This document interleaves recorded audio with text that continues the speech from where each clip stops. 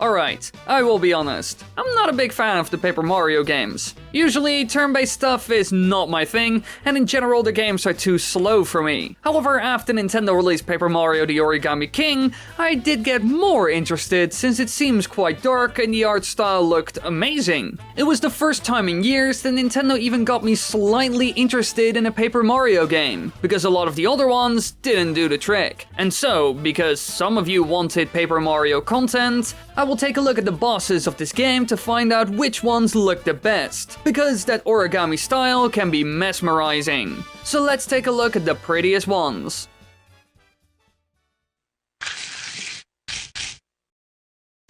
Number 5. Now to start off this video, we will actually look at a boss that isn't made from paper, or is even folded like origami, because our first boss is actually the weird rubber band man, who's basically a yellow rubber band wrapped in many other rubber bands. It guards the blue streamer at the big show theater, and here Mario ends up fighting it in grand fashion. He shoots rubber bands around the arena and pushes Mario if he walks over them, and to defeat the boss Mario must get close to it and use the 1000-fold arms to pull bands off its head. And using regular attacks removes rubber bands, but he pulls them back onto his body to nullify the attack. Personally, I like this one quite a lot, even though it's just a bunch of rubber bands slapped together in the shape of something humanoid. However, out of all the office supply bosses seen in the game, like the hole punch and the stapler, I like the look of this one the most. It's kind of goofy, which fits with his character as an entertainer, and that's a good thing. Paper Mario shouldn't be too serious after all, it's a world made from paper. Aside from that, it's probably the most interesting and creative boss in this category of office supplies, together with the colored pencils. I like the idea of it being some sort of missile defense system, and there's one thing that he does that looks the best by far, and that is how he loses all of his rubber bands when Mario attacks and gathers them back together again. I like how they wriggle around like they are all alive separately as well. It's kind of eerie as well as interesting to me, and then how he attacks is also quite comical in my opinion. It reminds me of elementary school in a good way. So overall, I quite like it, especially for being rubber bands. Number 4.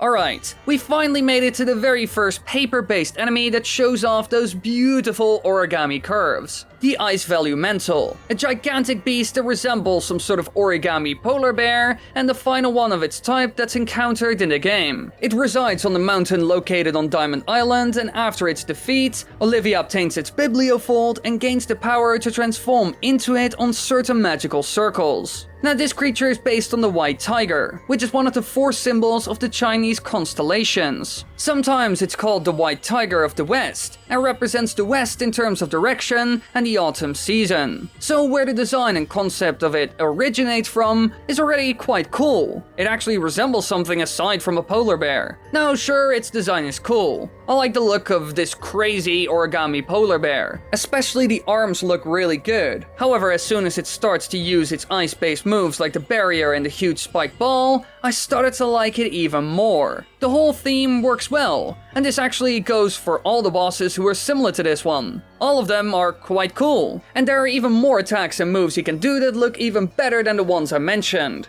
Overall, the aesthetic works really well, making for a memorable ice-themed boss. Ice, ice, baby. Alright, stop. Number 3.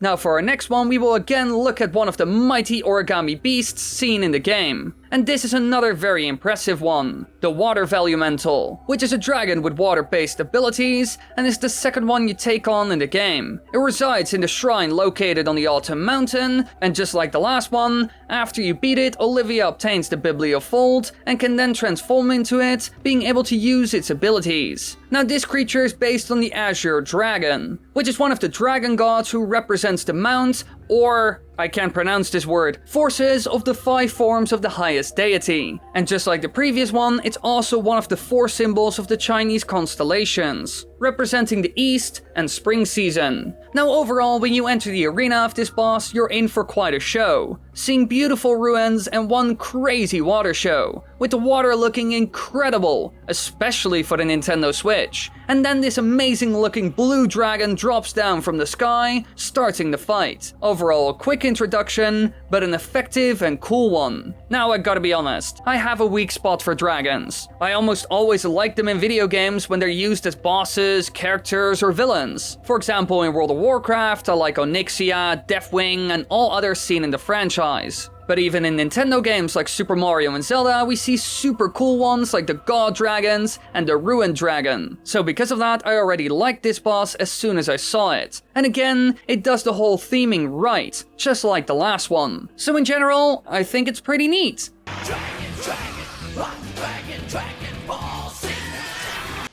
Number 2.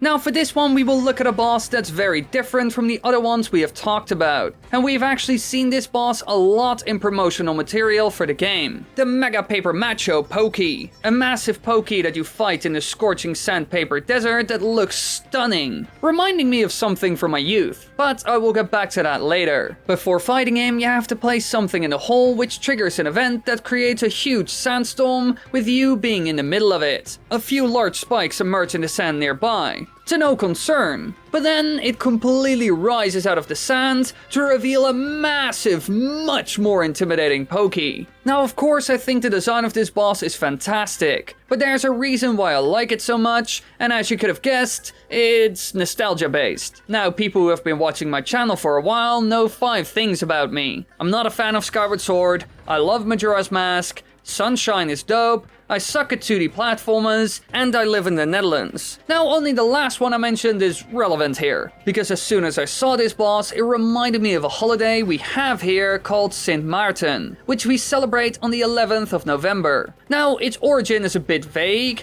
The person it's based on was some sort of religious figure, but we know that later on, around 1900, it was a holiday where you gave to the poor, with kids going door to door in a similar style to trick-or-treating. Eventually this became a tradition throughout the country, and as a kid I always walked door to door on the 11th of November. And instead of wearing a costume, you would take something called a lampion on your journey, which lights your way. And of course you could get ones with cool designs. And as you can see, this boss is basically a lampion. So it brought back fond memories of that holiday, and I swear I would have bought a lampion like that if there ever was one. I know that the design for this boss took inspiration from those huge paper floats they make for certain holidays in Japan, but still it reminded me of my own culture and traditions as well. So also because of that reason, I like it a lot. And I gotta say, the boss fight also looks quite good. A lot better than I would have expected. In general, this one is pretty great. However, it's not the prettiest one out there.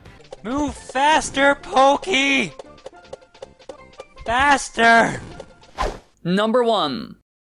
Now we get to the best of the Valumentals. A boss that's incredibly beautiful and also quite special in my opinion. And of course, the fire type is the winner. It is beautiful beyond belief and also the most interesting creature. It's a phoenix with fiery feathers residing in a cave located in the scorching sandpaper desert. And again, after its defeat, Olivia acquires its Bibliofold and can then transform into the fire beast and use its abilities. It's based on the vermilion bird, which is another one of the 4 symbols of the Chinese constellations, representing the fire element, the direction south, and the season summer. Now I purely love this boss because of its amazing design that also uses great fire effects to make it all even better. Aside from that, fire phoenixes are never really seen in Super Mario, even though they are really cool mythical creatures. To be honest, I wish they were used a lot more in the Super Mario and Zelda games, but they just never do it. So I gotta say I'm glad it's in this game, and they did an amazing job when creating this one, because it is the prettiest boss in the game by far. Nothing tops this. Even when it attacks by spinning around and shooting its fiery feathers around the place, it looks majestic. To be honest, I hope stuff like this is seen more in the Paper Mario games, and even the normal Super Mario titles. However, I think we won't see stuff like this again. But maybe we will visit creatures based on Chinese constellations again. Or they will take inspiration from another culture, since that seems to be their jam nowadays.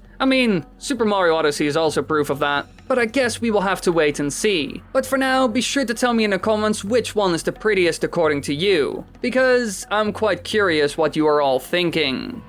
Hey you there, thanks for watching this video. Be sure to click the like button, check the videos in the upper right corner, and click subscribe and the bell so you won't miss anything. Yeehaw!